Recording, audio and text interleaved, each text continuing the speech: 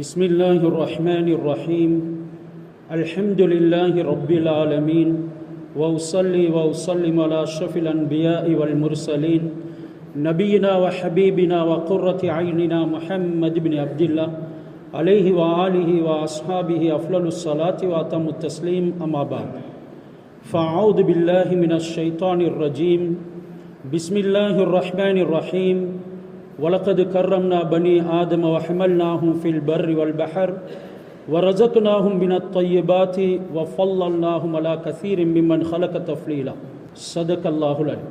புகழுக்கு சொந்தக்காரன் பரிபாலிப்பவன் ஏகன் இணை துணை அற்றவன் அல்லாஹ்வை போற்றி புகழுகிறேன். மனிதர்களாகிய நாங்கள் ஈருலகிலும் வெற்றி பெற்று அல்லாஹ்வுடைய பொருத்தம் தரிசனம் கிடைத்து உயர்தரமான சுவனத்தில் குடியிருக்க வேண்டும் என்ற ஒரே நோக்குடன் தனது காலங்கள் நேரங்கள் சந்தோஷங்கள் அனைத்தையும் மனிதர்களுடைய வெற்றிக்காகவே தியாகம் செய்த எமது உயிரிலுமினிய ஹசரத் முஹம்மது ஸல்லல்லாஹு அலைஹி வஸல்லம் அவர்கள் மீதிலும் அன்னாரின் தோழர்கள் குடும்பத்தினர்கள் இறுதி மூச்சு வரைக்கும் ஹசரத் முஹம்மது ஸல்லல்லாஹு அலைஹி வஸல்லம் அவர்களுடைய சுன்னத்தான வாழ்க்கை நெறிகளை பேர்ந்தெடுத்து எடுத்து நடக்கூடிய உண்மையான மூமினானவர்கள் முஸ்லிமானவர்கள் அனைவரின் பேரிலும் அல்லாஹ் ஸலாத்தும் சல்லாமும் சொல்வானாக. அல்லாஹ்வுடைய இல்லத்தில் ஆத்திகாஃபுடைய நீரியத்துடன் கடமையை நிறைவேற்றி பொருத்தம் பெறுவதற்காக அமர்ந்திருக்கும் இறைநேசர்களின் நல்லடியார்களே, மனிதனுடைய வெற்றி தோல்வி விவகாரத்தை அல்லாஹ் சுப்ஹானஹு வ தஆலா இரண்டு விடயங்களில் உள்ளடக்கி வைத்திருக்கின்றான். ஒன்று ஏவல், அடுத்தது விலக்கல். நாம் குர்ஆனில் எந்த படிப்பினை எடுத்தாலும் சம்பவம் எடுத்தாலும் ஏவல் இருக்கும் அல்லது விலக்கல் இருக்கும். இதனூடாக எங்களுடைய வாழ்க்கையை தேற்றிக்கொள்ள வேண்டும், அல்லாஹ்வுக்கு விருப்பமானதாக ஆக்கிக்கொள்ள வேண்டும் என்கிறது தான் அல்லாஹ் சுப்ஹானஹு வ தஆலாவுடைய நோக்கம். அந்த ஏவல் விலக்கல்களை சீரான முறையிலே கவனித்து எதுவெல்லாம் அல்லாஹ் சுப்ஹானஹு வ தஆலா ஏவிருக்கின்றானோ அவைகளை எடுத்து நடந்து இம்மையிலும் மறுமையிலும் வெற்றி பெற்று நாளை சுவனபதிகளுக்கு தஞ்சம் புகுமாறும், விலக்கல்களை விட்டும் தவிர்ந்து இம்மையிலும் மறுமையிலும் கேவலம் அடைந்து நாள மறுமையில் நரகத்துக்கு பலியாகாமல் இருக்குமாறும் முதலில் எனக்கும் பிறகு உங்களுக்கும் தக்வாவை கொண்டு வசியத் செய்து கொள்கின்றேன். அல்லாஹ் மனிதனுக்கு புத்தியை கொடுத்திருக்கின்றான், அதனை பாதுகாக்குமாறும் குர்ஆனிலே ஏவுகின்றான். புத்தி இல்லாத மனிதனை யாருமே கணக்கெடுப்பது கிடையாது. ஒரு பைத்தியக்காரரை கூட, ஒரு மென்டல் உள்ள மனிதனை கூட இவனுக்கு கொஞ்சம் கூடுதலாக போகுது அல்லது குறைவாக போகுது, இவருக்கு மனக்கோளாறு இருக்கிறது, இவருடைய மூல சரியில்லை என்று சொன்னால் ஏற்றுக்கொள்ள மாட்டார்கள். பைத்தியக்காரன் கூட குழம்பி விடுவான் அவனை புத்தியற்றவன் என்று கூறும் பொழுது. ஆனால் இன்று புத்தி விலை கொடுத்து சந்தையில் விற்கப்படுவதென்றால் அதனை போட்டி போட்டி எடுப்பதற்கு ஏராளமானவர்கள் இருப்பார்கள்.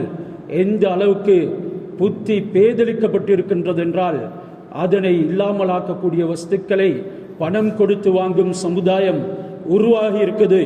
அல்லாஹ் குர்ஆனில் வலக்கது கர்ரம்னா பனி ஆதம, ஆதமுடைய மக்களை நாங்கள் கண்ணியப்படுத்தி வைத்திருக்கின்றோம்.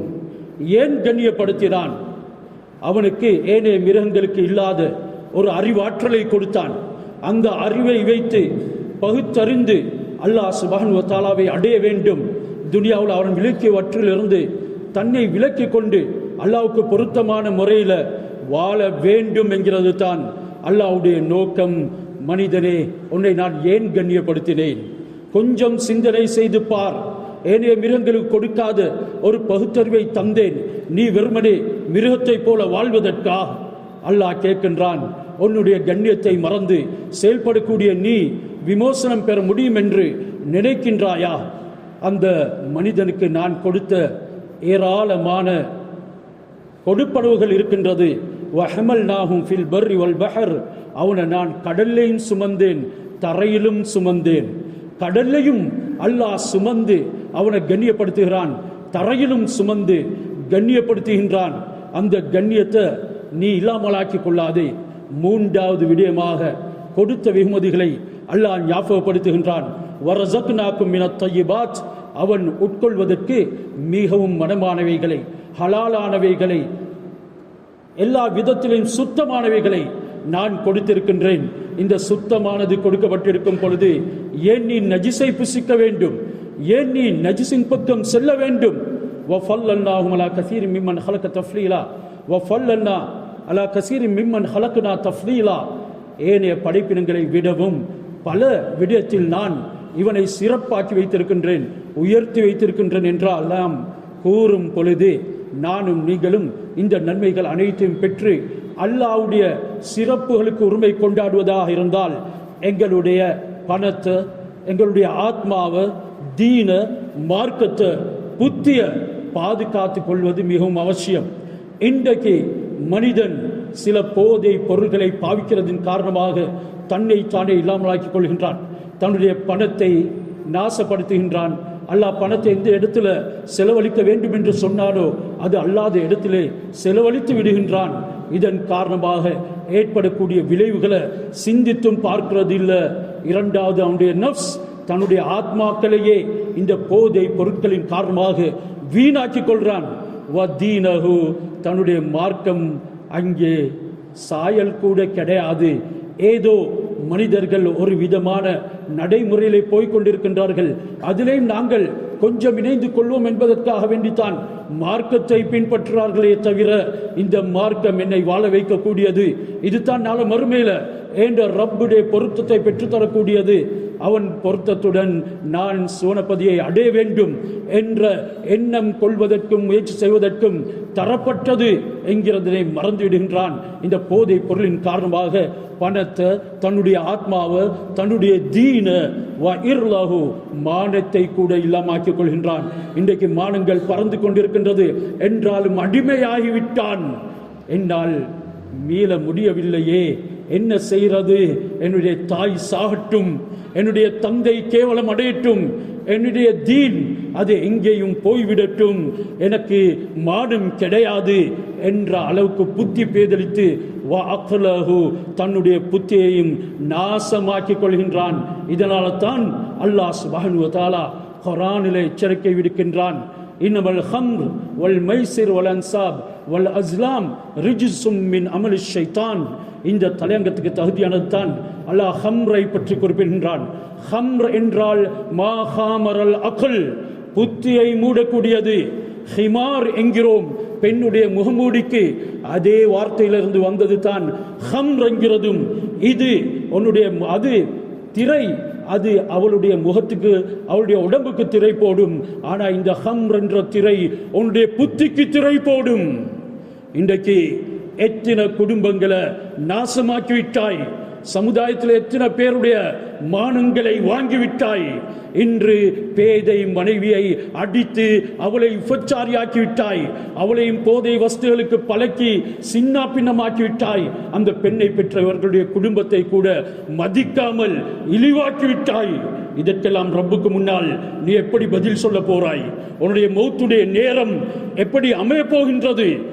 இந்த ஹம்ர் இது யூகியோ பைனக்குமுல் அதாவத் வல் பக்லா ஃபில் ஹம்ரி வல் மைசிர்.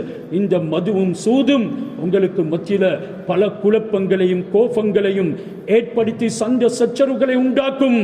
கணவனுக்கு மனைவி இல்லாமல் போய்விட்டது, மனைவிக்கு கணவன் இல்லாமல் போய்விட்டது, பிள்ளைகளுக்கு தந்தை தாய் இல்லாமல் போய்விட்டது. போதையுடன் வருகின்றான் வீட்டுக்கு பேதை மனைவி, தன்னுடைய பிள்ளைகளுடன் சிரித்து குழாவி அவள் கழித்து கொண்டிருக்கிறாள். இதனை பார்த்ததும் இவனுக்கு ஒரு எண்ணம் தோன்றுகிறது, இவர்கள் என்னை கேவலப்படுத்துகின்றார்கள். ஒரு உணர்வு அவனுக்கு வருகிறது, ஒரு பகமை பிறக்குது. கத்தியை எடுத்து ஒவ்வொருடைய களத்தையும் துண்டு துண்டாக வெட்டுகின்றான். இது இவனுடைய புத்தி பேதலித்து விட்டதற்கு அடையாளம் என்றாலும் கூட இன்று விளங்குகிறான். இல்ல, சிலர் இது கஞ்சா தானே, ஒரு டம் தானே என்று நினைத்து இழுப்பவர்கள் நமக்குள்ளே இருக்கின்றார்கள். இவைகள் அனைத்துமே அல்லாஹ் ஹராமாக்கி இருக்கின்றான். ஹஜ்ரத் ரசூலுல்லாஹி ஸல்லல்லாஹு அலைஹி வஸல்லம் அவர்கள் சொல்கிறார்கள், குல்லு முஸ்கிரின் ஹம்ர் குல்லு முஸ்கிரின் ஹராம். ஒவ்வொரு போதையூட்டக்கூடியவரும் அது மதுத்தான். அது திண்மமாக இருக்கலாம், திரவமாக இருக்கலாம், லிக்விடாக இருக்கலாம், சொலிடாக இருக்கலாம். அது எந்த வடிவத்தில், எந்த ஷேப்ல, எந்த மெத்தட்ல இருந்த போதிலும் சரி, அது புகையாக இருக்கலாம், இன்ஜெக்ஷனாக இருக்கலாம். இவைகள் அனைத்துமே உன்னுடைய உயிரை கொள்ளக்கூடியது. எந்த ஒரு ஆத்மாவுக்கும் அன் தமூத இல்லா கிதாபம் முஅஜ்ஜலா, அல்லாஹ் குர்ஆன்ல சொல்கிறான், அவர்களுக்கு ஏற்படுத்தப்பட்ட நேரம் வருவதற்கு முன்னால மரணிக்க முடியாது. அதுக்கு முன்னால மரணிக்க கூடியவன் அவன் தற்கொலை செய்து கொள்ளக்கூடியவன், இவனுக்கு சொர்க்கம் தடையாகும், அவனுக்கு சொர்க்கம் போக முடியாது என்றெல்லாம் ஹஸரத் ரசூலுல்லாஹி ஸல்லல்லாஹு அலைஹி வஸல்லம் அவர்கள் சொல்லியிருக்கின்றார்கள். மது போதையில இன்று அவன் செய்யாத எதுவுமே கிடையாது. மது போதையில இன்று அவன் அல்லாஹ் சுப்ஹானஹு வ தஆலாவை விட்டும் தூரமாகி காஃபிராகி விட்டிருக்கிறான். அதை கூட உணர்கிறான். இல்ல, இந்த ஷைத்தான் உங்களை இதை போன்ற போதை வஸ்துகளையும் மது போன்ற திரவங்களையும் திண்மங்களையும் ஈடுபடுத்தி உங்களை யசுத்தூனக்கும் அன் திக்ரில்லாஹி வானிஸ்ஸலா,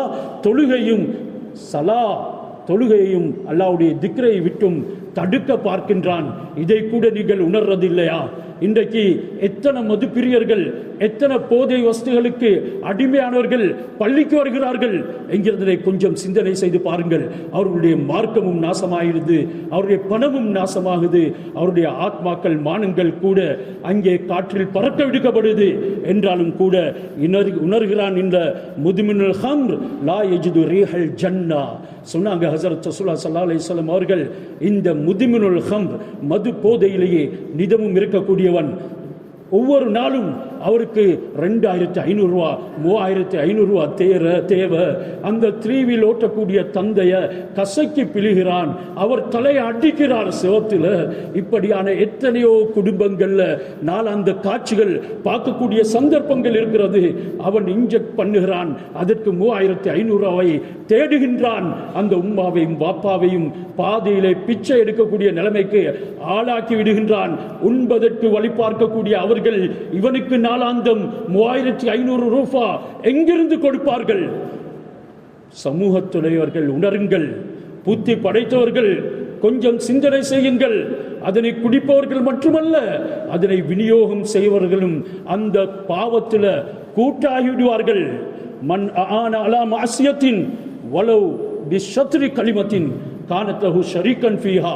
யார் ஒரு பாவத்துக்கு ஒரு வார்த்தையின் உடைய அரைவாசியை கொண்டு உதவி செய்கிறார்களோ, கிதாபுகள் இதற்கு எழுதுகின்றார்கள், ஒக்குத்துல் என்று சொன்னால் கொல்லு, அவனை அவனை கொல்லு என்று சொல்வது. அதுக்கு மாற்றமாக ஒக்குத்துல் என்று பூர்த்தியாக சொல்லாமல் ஒக் என்று சொல்லிவிட்டாலும் அவன் அந்த பாவத்தில் கூட்டாகி விடுவான். அவனும் கொலை செய்தவனுக்கு சமம் என்றார்கள். என்றால் இன்று இந்த மதுக்களை மறைத்து போதை பொருட்களை விற்பவர்களே உங்களுடைய சந்ததிகளையும் அல்லாஹ் விடமாட்டான். இதனை கொண்டு எதனை எதிர்பார்க்கின்றீர்கள்? நீங்கள் இந்த துனியாவில் மிளிர்வதை எதிர்பார்க்கிறீர்களா? இந்த துனியாவில் நீங்கள் பிரகாசித்து உண்டு கழித்து மக்களுக்கு மத்தியில் உங்களுக்கு கௌரவம் சேர்க்க முடியும் என்று நினைக்கின்றீர்களா? ஒரு நாளும் முடியாது.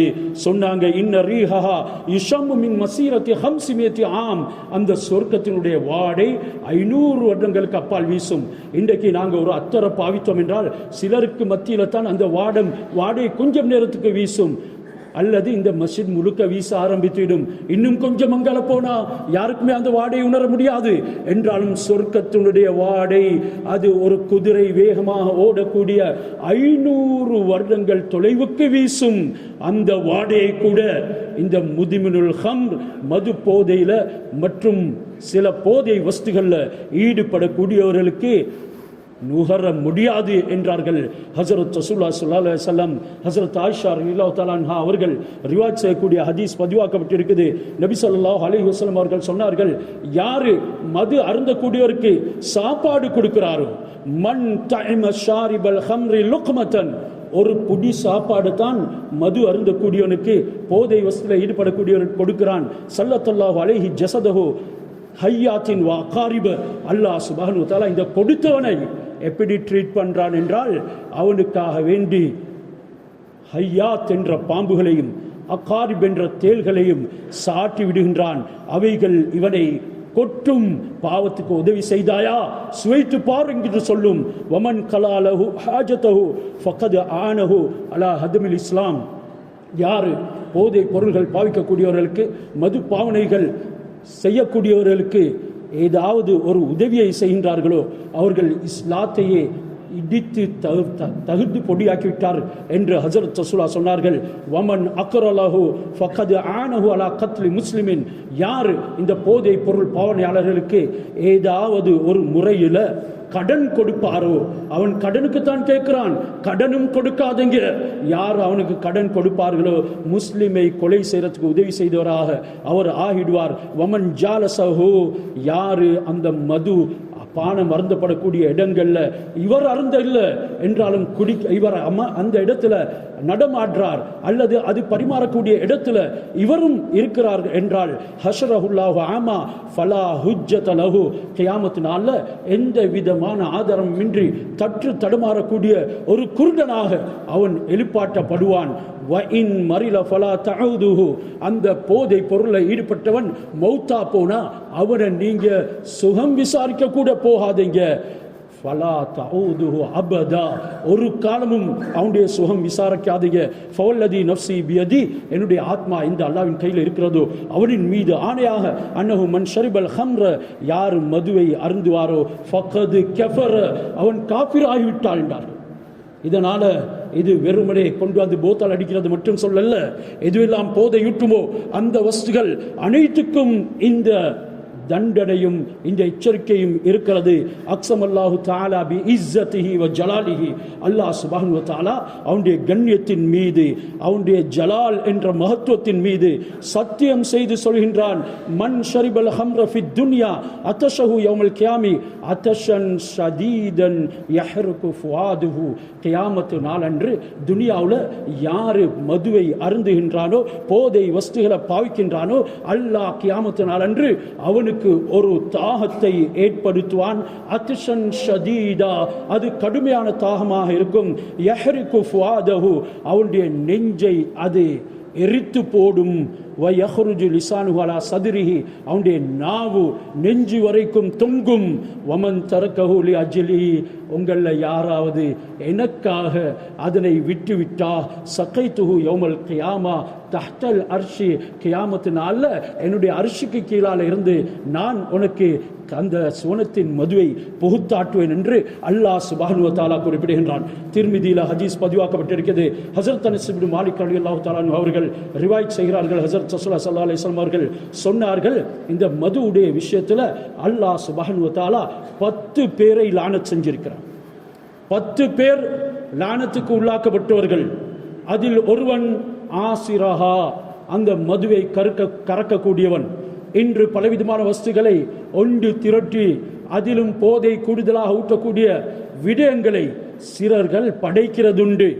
அந்த அத்தர் மனங்களை ஏற்படுத்தி பலவிதமான அத்தர்களை ஒன்று சேர்த்து ஒரு பிரத்யேகமான மனத்தை உண்டாக்குறதை போல பல போதை வஸ்துகளையும் மருந்து வகைகளையும் ஒன்று சேர்த்து அவைகளை உண்டாக்கி அதனை யார் செய்கின்றார்களோ அல்லது மதுவை கறக்கின்றார்களோ இவர்களை அல்லாஹ் லானத் செய்திருக்கிறான். அல்லாஹ் யாரை லானத் செய்தாலோ அவனுக்கு எங்கே போய் தப்ப முடியும் என்கிறத கொஞ்சம் சிந்தனை செய்து பாருங்க. யாரெல்லாம் அதனை கரைப்பதற்கு அதனை பிழிவதற்கு உதவியாளராக இருக்கின்றார்களோ அவர்களையும் அல்லாஹ் லானத் செய்கிறான்.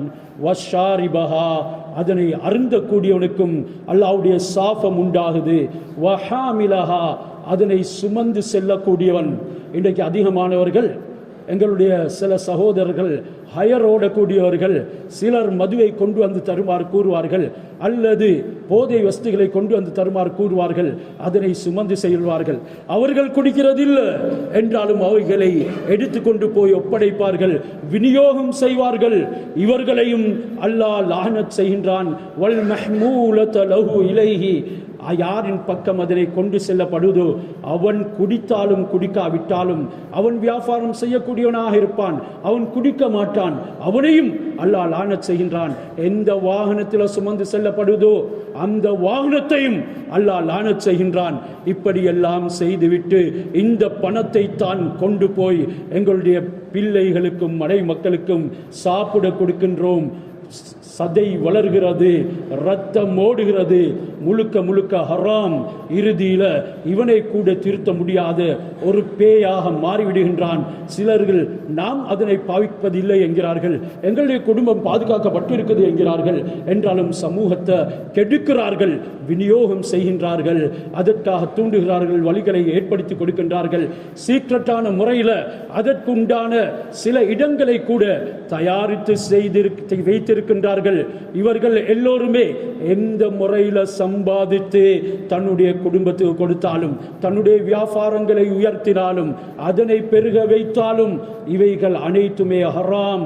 இந்த சதை பின்னங்கள் நரகத்துக்கு தகுதியானது என்கிறதனை ஹஜ்ரத் ரசூலுல்லாஹி ஸல்லல்லாஹு அலைஹி வஸல்லம் அவர்கள் சொன்னதுடனே வசாக்கியாஹா, யாரு அந்த மதுவை அருந்த கொடுக்கிறாரோ, அவர் அருந்தல்ல என்றாலும் ஊத்தி கொடுக்கிறார், இவரையும் அல்லாஹ் லானத் செஞ்சிருக்கிறான், அல்லாஹ் சாபமிட்டிருக்கிறான். அல்லாஹ் சாபமிட்டால் எங்க போய் தப்ப முடியும்? இதைவிட பயங்கரமான ஒன்று இருக்கிறதா என்கிறதை கொஞ்சம் சிந்தனை செய்து பாருங்கள். என்றாலும் இந்த பாவம் சர்வசாதாரணமாக ஆகிவிட்டது. இன்றைக்கு எங்களால விட முடியலையே, மக்கள் பார்த்தாலும் மானம் போனாலும் என்ன, இதில் அடிமையாகிட்டோமே, இதற்கு அடிக்டட் ஆகிவிட்டோமே என்று அங்கலாய்த்து அதனை சமூகத்தில் ஒரு குற்றம் இல்லை என்ற கருதக்கூடிய அளவுக்கும் அலைந்து திரியக்கூடியவர்களும் நமக்கு மத்தியில் இருக்கிறார்கள். 1000 பேருக்கு தெரியும், என்னுடைய கிராமவாசிக்கு தெரியும், என்னுடைய நகரத்தில் தெரியும், நான் இப்படியான ஒரு வியாபாரம் செய்கிறவன் அல்லது இதனை அருந்தக்கூடியவன் என்றாலும் பிரச்சனை இல்லை, என்னுடைய மானத்தில் எனக்கு எந்த கவனமும் இல்லை என்று சுற்றி வரக்கூடியவர்களும் இருக்கின்றார்கள். இவர்களுடைய குடும்பத்தினுடைய நிலைமை என்ன என்கிறதை கொஞ்சம் சிந்தனை செய்து பாருங்கள். இவர்களுடைய பெண் மக்களின் நிலைமை என்ன என்றதை சிந்தனை செய்து பாருங்கள். என்றால் மது அருந்தினவன் பேதை, அதாவது போதை அடைந்து அவனுடைய புத்தியை இழந்து இருக்கிறதன் காரணமாக இதனுடைய பாரதூரம் விளங்குதில்லை. தௌபா செய்வோம். எங்களுக்கு மத்தியிலே இருக்கிறார்கள், இனம் கண்டு பிடிக்கப்பட்டிருக்குது. எங்களுடைய முஸ்லிம்கள் இதற்கு விதிவிலக்கல்ல. இன்றைக்கு நாட்டில், நகரத்தில், ஊரில் என்று இதனை ஒழிப்பு திட்டங்கள் நடைமுறைப்படுத்தப்பட்டு இருக்குது. இவைகளுக்கு நாங்கள் உதவியாளர்களாக இருப்போம். எங்களுக்கு தெரிந்த யாராவது ஒருத்தர் இருந்தால் அதனை நாங்கள் சட்டத்துக்கு முன்னால முன்வைத்து அவரை பிடித்து கொடுப்பதன் காரணமாக எங்களுக்கு எந்த விதமான பாவமும் ஏற்படுறதில்லை. அதனை நாங்கள் மறைப்போம் என்றால் சமூகத்தின் சீர்திருத்தவாதிகளாக அமைவதற்கு பதிலாக சமூகத்தை பேர்க்கெடுத்தவர்களாக நாங்கள் மாறிவிடுவோம். முதுமினுல் ஹம்ர் சொன்னாங்க ஹஜ்ரத் ரசூலுல்லாஹி ஸல்லல்லாஹு அலைஹி வஸல்லம்.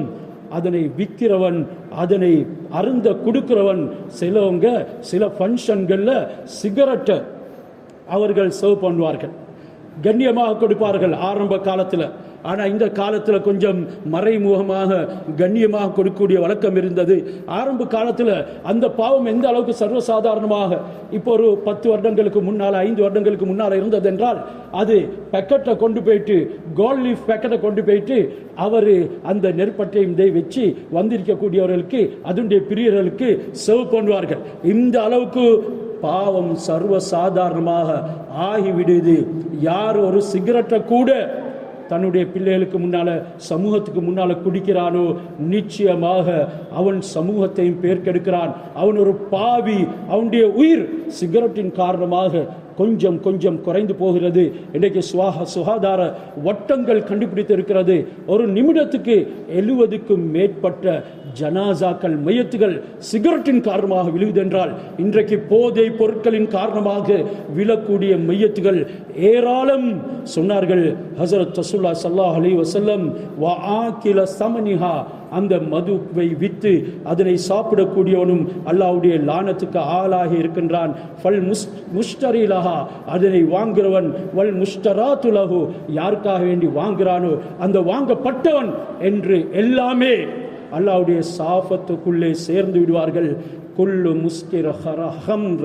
அதனால இந்த மதுவில் எங்கே போதை இருக்கிறதோ அதனை நீங்கள் தவிர்ந்து கொள்ளுங்கள். அந்த போதை ஊற்றக்கூடியது சில சந்தர்ப்பங்களில் உங்களுக்கு இது ஆகுமானது தானே என்று நினைக்கும். என்றாலும் அதனை உட்கொள்வதன் மூலமாக உங்களுக்கு ஏதேனும் கோளாறு, புத்தியில் ஒரு பேதலிப்பு ஏற்படும் என்று இருந்தால் அது ஹராம் என்றார்கள். முதுமினல் ஹம்ர் லக்கி அல்லாஹ கஆபிதி வசன். இந்த மது போதையில் இருக்கக்கூடியவன், சீரான முறையில் தௌபா செய்து இந்த போதை பொருள்களை பாவிக்கக்கூடியவன், அல்லாஹ் சுப்ஹானஹு வ தஆலா இடத்தில் மண்டியிட்டு இனாபத் பண்ணி அவன் தன்னை திருத்திக் கொள்ள இல்லை என்றால் லக்கி அல்லாஹ கஆபிதி வசன் சொன்னார்கள் ஹஜ்ரத் ரசூலுல்லாஹி ஸல்லல்லாஹு அலைஹி வஸல்லம் அவர்கள். கியாமத் நாளன்று அல்லாஹ் சுப்ஹானஹு வ தஆலாவை சந்திக்கும் பொழுது அவன் ஒரு ஆபிது வசன், சிலை வணங்கியாகத்தான் சந்திப்பான். சிலை வணங்கி சொர்க்கம் போக முடியுமா? கொஞ்சம் சிந்தனை செய்து பாருங்கள். இது பயங்கரமான பாவம். இது எந்த அளவுக்கு பயங்கரமானது. இன்றைக்கு நாங்கள் அக்ரிமெண்ட் செய்கிறோம், பலரும் பலவிதமான அக்ரிமெண்ட் செய்வாங்க. அல்லாஹ் அடியார்களோடு ஒரு அக்ரிமெண்ட் பண்ணிருக்கிறான். இன்ன அலல்லாஹி அஸ்ஸ வஜல் அஹ்தன். அல்லாஹ் சுப்ஹானஹு வ தஆலாவுக்கு ஒரு உடன்படிக்கை இருக்கிறது. அல்லாஹ் இதனை எல்லோர்களுடன் செய்திருக்கின்றான். அதாவது நீங்கள் யாருமே மது அருந்தக்கூடாது, போதை பொருள்கள் பாவிக்கக்கூடாது. அப்படி பாவிப்பீர்கள் என்றால் நான் அக்ரிமெண்ட் பண்றேன். லிமை யஷ்ரபுல் முஸ்கிர் ஐ யுஸ்கியஹு மின் தீனத்தில் ஹபால். தீனத்துல் ஹபாலை அவனுக்கு புகுத்தாட்டுவதற்கு அல்லாஹ் செஞ்ச அக்ரிமெண்ட் என்ன? தீனத்துல் ஹபாலை நான் அவனுக்கு புகுத்தாட்டுவேன். காலு யா ரசூலல்லாஹ் வமா தீனத்துல் ஹபால். யா ரசூலல்லாஹ், தீனத்துல் ஹபால் என்றால் என்ன கேட்டார்கள் குழுமி இருந்த சஹாபாக்கள். கால இர்கு அஹ்லின் நார் அவ் அசாரத்து அஹ்லின் நார். அது நரகவாதிகளுடைய உடம்புல இருந்து வடியக்கூடிய சேல் சலங்களும் அவர்களுடைய வியர்வையும் என்று சொன்னார். யார் மது அருந்துகிறாரோ, மதுவை அவருடைய உதடில் வைக்கும் பொழுதே காஃபிராகி விடுகிறார். அவருடைய அமல்கள் அல்லாஹ் ஏற்றுக்கொள்றது இல்லை.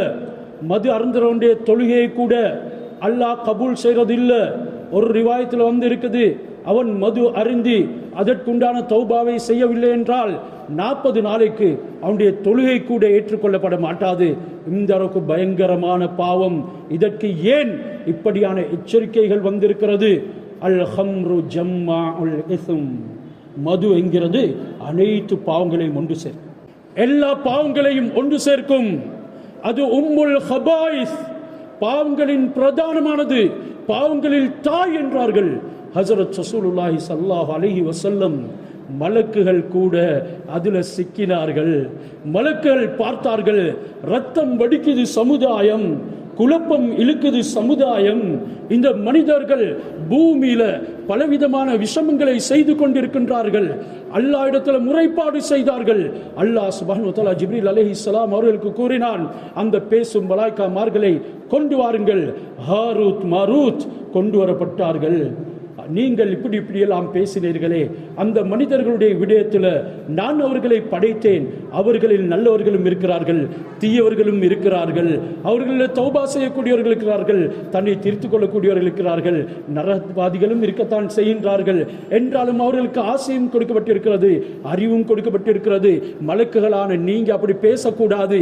உங்களுக்கு பாவத்துடைய சிந்தனை கிடையாது, உங்களுக்கு தேவை கிடையாது, உங்களுக்கு அறிவு மட்டும் தான் இருக்கிறது. என்றாலும் உங்களையும் நான் சோதிக்க விரும்புகிறேன். அவர்களும் குதூகலமாக அந்த சோதனைக்கு முன் வந்தார்கள். இந்த மனிதர்கள் பாவம் செய்வதை போல நாங்கள் பாவம் செய்ய மாட்டோம். அல்லாஹ் சுப்ஹானஹு வ தஆலா அந்த அறிவையும் ஆசையும் மனிதனுக்கு கொடுத்ததை போலவே இந்த மலாய்க்காமார்களுக்கும் கொடுத்து இந்த பூமிக்கு அனுப்பினான். பூமியில வந்தார்கள் 2000 வருடங்கள் எந்த விதமான தவறு தப்பு பாவம் செய்யாம பூமியில அல்லாஹ் சுப்ஹானஹு வ தஆலாவுக்கு முற்றிலும் வழிபட்டு நடந்தார்கள். அல்லாஹ் சோதிக்க விரும்புகின்றான். இவர்கள் இபாதத்திலேயே வளர்ந்தோங்குகிறார்கள், அல்லாஹ் இடத்தில் மிகவும் சமீபமாகிறார்கள். இந்த நேரம் அவர்களுக்குள்ள இருக்கக்கூடிய ஆசை மிகைக்குது. ஷைத்தான் தருணம் பார்க்கிறான். அவனுக்கு எல்லா விதமான ஆற்றலும் கொடுக்கப்பட்டிருக்கிறது. அவனை படைத்ததே மனிதனுடைய சோதனைக்காக, அவனுக்கு அவகாசம் கொடுக்கப்பட்டதே மனிதனை சோதிப்பதற்காக. யார் அவனுடைய ஏவல்களை விட்டும் விலகி அல்லாஹ்வின் பக்கம் திரும்புகிறார்களோ அவர்கள் தான் ஜெயசீலர்கள் என்ற அளவுக்கு அல்லாஹ் சுப்ஹானஹு வ தஆலா மார்க்கத்தில் வெற்றி தோல்வியின் விவகாரத்தை ஷைத்தானை வைத்து முடிவு செய்கின்றான். ஷைத்தான் வருகின்றான். அழகிய பெண்ணின் உருவத்தில். அந்த உருவத்தை இந்த மலக்கள் இதற்கு முன்னால் கண்டது கிடையாது. ஆரணங்கியாக, வனப்புள்ளவராக, அழகு மிகுந்த ஒரு சௌந்தரியம் உள்ளவளாக அவள் அங்கே தோன்றுகிறாள். அவளை கண்டதும் இவர்களுக்கு ஒரு விதமான போதை ஏறிவிட்டது. உன்னை அடைய வேண்டும், என்னை அடைய முடியாது. என்னை அடைவதாக இருந்தால் நிபந்தனை உள்ளது, என்னுடைய கணவனை நீ கொலை செய்ய வேண்டும். அந்த கணவனை கொலை செய்தால்தான் என்னை அடைய முடியும் சொன்னார்கள். அல்லாஹ்வின் மீது ஆணையாக, அவனுடைய கண்ணியத்தின் மீது ஆணையாக, ஒரு நாளும் லா நக்துலு நஃப்ஸன் அபதா, எந்த ஒரு ஆத்மாவையும் நாங்கள் கொலை செய்ய மாட்டோம், அந்த கொலை செய்யும் பெரும் பாவத்தில் ஈடுபட மாட்டோம். இந்த நேரம் ஷைத்தான் திரும்பி விடுகின்றான், அந்த பெண் திரும்பி போய் விடுகின்றாள். இன்னும் சில நாட்கள் கழித்து அதனை விடவும் வனப்புள்ளவளாக, பார்வைகள் ஈர்க்கக்கூடிய ஒரு பயங்கரமான அட்ராக்ஷன் உடையவளாக வருகிறாள். மலாய்க்காமார்களுக்கு தாங்க முடியல. இன்று உன்னை அடைந்தே தீரணும், முடியாது, என்னுடைய ஒரு நிபந்தனை இருக்கிறது. என்ன, இந்த சிலைக்கு கொஞ்சம் நீ தலை சாய்க்க வேண்டும், அதனை நீ வணங்க வேண்டும். கொஞ்சம் தலை சாய்த்தால் போதும், ஒரு நாளும் அல்லாஹ்வின் மீது ஆணையாக நாங்கள் அவனுக்கு இணை வைக்க மாட்டோம், ஷிர்க் செய்ய மாட்டோம். இன்னும் நாட்கள் சில கடந்தோடும் பொழுது மூன்றாவது விடுத்தமும் அவள் வருகிறாள் ஒரு மது கிண்ணத்துடன். இன்று அடைந்தே தீர்வோம் என்றார்கள். அடைவதாக இருந்தால் என்னுடைய நிபந்தனைகளை நீங்கள் எடுத்து நடக்காமல் முடியாது. இன்று என்ன நிபந்தனை கொண்டு வந்திருக்கிறாய்? இதோ மதுபானம், இதிலிருந்து கொஞ்சத்தை அறிந்து விடுங்கள். அவர்களும் பார்த்தார்கள், இது ஒரு பானம் தானே, ஒரு சின்ன விடயம் தானே, குடிப்போம் என்று குடித்தார்கள். போதை ஏறியது. எந்த பஞ்சமா பாதங்களை செய்ய மாட்டோம் என்று விலகினார்களோ அதே பாவங்களை செய்ய ஆரம்பித்தார்கள். மதுவை அறிந்தினார்கள். அந்த பெண்ணுடன் ஜினா செய்தார்கள். அவருடைய கணவரையும் கொண்டார்கள். சிலை வணக்கத்தையும் செய்தார்கள். அல்லாஹ்வுடைய அர்ஷ் நடுங்கியது. சபதமிட்டு போனீர்களே, எப்படி ஆனது? இன்றைக்கு நான் உங்களுக்கு தண்டனை தரப்போறேன். இந்த தண்டனை எங்களுக்கு இருக்குது. ஒரு சோதனைக்குள்ள நாங்கள் ஆளாக்கப்பட்டு இருக்கிறோம். எங்களுடைய புத்தியை முன் வைத்து, ஆசையை கீழே வைத்து செயல்படாத காலமெல்லாம் இதிலிருந்து தப்ப முடியாது என்கிறதனை மறந்துவிடக் கூடாது. அந்த தண்டனை நாளம் வறுமையில் உங்களுக்கு நிரந்தரம். ஆனால் உங்களுக்கு ஒரு எஃப்தியார் ஆப்ஷன் ஒன்றையும் நான் தருகின்றேன். நீங்க தேர்ந்தெடுங்க. துனியாவுடைய தண்டனை வேணுமா, ஆഖിറാவுடைய தண்டனை வேணுமா? இது அஸ்ஸவாஜிர் ஃபி இக்திராஃபில் கபாயிர் என்ற நூலில் ஹஜ்ரத் ரசூலுல்லாஹ் சொன்ன சம்பவமாக பெரும் பாவங்களுடைய பட்டியலிலே பதிவாக்கப்பட்டிருக்கிறது. அதனை தான் நான் உங்களுக்கு முன்னால் எடுத்துரைக்கின்றேன். அவர்கள் மலாய்க்காமார்கள் அறிந்திருந்தார்கள், துனியாவுடைய தண்டனை ஏதோ ஒரு நாள் வெகு சீக்கிரம் முடிந்து போய்விடும், ஆഖിറാவுடைய தண்டனை நிரந்தரமானது, ஒரு நாளும் முடியாதது, எங்களுக்கு துனியாவுடைய தண்டனை தா என்றார்கள். அல்லாஹ் இன்றும் கூட அவர்களை தண்டித்துக் கொண்டிருக்கின்றான். தலை குப்பர அந்த ஜோர்டான்ல உள்ள டெத் சீல அவர்கள் தொங்க வைக்கப்பட்டிருக்கின்றார்கள். பிரம்மாண்டமான 2 படைப்பு, 2 மலக்குகளும் உருவங்கள் மாற்றப்பட்டிருக்குது. கண்கள் பயங்கரமான நீல நிறமா இருக்குது. உடம்பு ஒரு விதமான கருமை கொண்டதாக இருக்குது. மலாய்க்காமார்கள் நாளாந்தம் அவர்களுக்கு பயங்கரமான இரும்படிகள் அடித்து கொண்டிருக்கின்றார்கள். இது தான் துனியாவுடைய தண்டனை, கியாமத் நாள் வரைக்கும் இது நிலவும் என்றார்கள். இதனால அல்லாஹ் என்னை உங்களையும் இந்த பயங்கரமான மதுவுடைய பாவங்கள், போதை வஸ்துகளுடைய பாவங்கள் இருந்து பாதுகாக்க வேண்டும். அதற்காக நானும் நீங்களும் அவனிடத்தில் மன்றாடி, யாழ் என்னால் முடியாது என்றாலும் நான் உன்னிடமே மண்டியிடுகின்றேன், என்னுடைய உள்ளம் உன்னுடைய கையில் இருக்குது, என்னால் முடியாது என்றதை கூட நீ சாதிப்பாய் அல்லாஹ் என்று நாங்கள் முன் வந்தோம் என்றால், ஒவ்வொரு கட்டங்களையும் அது உணரக்கூடிய சந்தர்ப்பங்களில் அது தேவை என்று எங்களுக்கு நினைக்கக்கூடிய சந்தர்ப்பங்களில் நாங்கள் அல்லாஹ்வுக்காக நான் மரணித்தாலும் இந்த மதுவை, இதுக்கு பின்னால் இந்த போதை வஸ்துவை அணுக மாட்டேன் என்ற ஒரு முடிவுக்கு வந்தா என்னுடைய ஆத்மா இந்த உலகத்தை விட்டும் பிரிகிறதோட அது அல்லாஹ்வுடைய அர்ஷை நோக்கி போகும். அல்லாஹ் சலாம் சொல்லுவான், நீ தங்கக்கூடிய இடம் சொர்க்கமாக இருக்கும். இல்லை, அணை கட்ட முடியலையே என்று நீ உன்னுடைய மனைவியை கூட விபச்சாரி ஆக்கி அதற்காக திருடி அடுத்த வீட்டானுடைய வீட்டை உடைத்து மற்றவனுடைய கடையை உடைத்து தந்தையுடைய பொக்கெட்டில் இருந்து பறித்து நீ சாதிக்க முனைவா என்றால் நிச்சயமாக இந்த தண்டனைகள் உனக்கும் இருக்கிறது என்கிறதனைத்தான் குர்ஆனும் ஹதீஸும் சொல்லுது. எனவே இந்த உம்முல் ஹபாயிஸ் எல்லா பாவங்களையும் ஒன்று திரட்டக்கூடிய பயங்கரமான மதுவில் இருந்து நானும் நீங்களும் தௌபா செய்யணும் சொன்னாங்க. ஃபமன் ஷரிபஹா லம் துக்பல் மின்ஹு ஸலாத்துஹு 40 யௌமன் ஃபைன் மாத ஃபஹிய ஃபீ பத்னிஹி. ஒருவன் மது அருந்திய நிலைமையில, வயிற்றில் அந்த மது இருக்கக்கூடிய நிலைமையில மரணித்தான் என்றால் மாத மீத்தன் ஜாஹிலியத்தன், ஒரு ஜாஹிலிய மௌத்தாக மரணமாக அவன் மரணிப்பான் என்று சொன்னார்கள். இஸ்லாம் கிடைக்க பெற்று குர்ஆன் கைகளில் தழுவி போதனைகள் கேட்க பெற்றும் கூட திருந்தாத சமுதாயமே, கொஞ்சம் உங்களுடைய புத்திகளை திறந்து கொள்ளுங்கள். புத்தி இன்னும் மூடப்பட்டிருக்குது.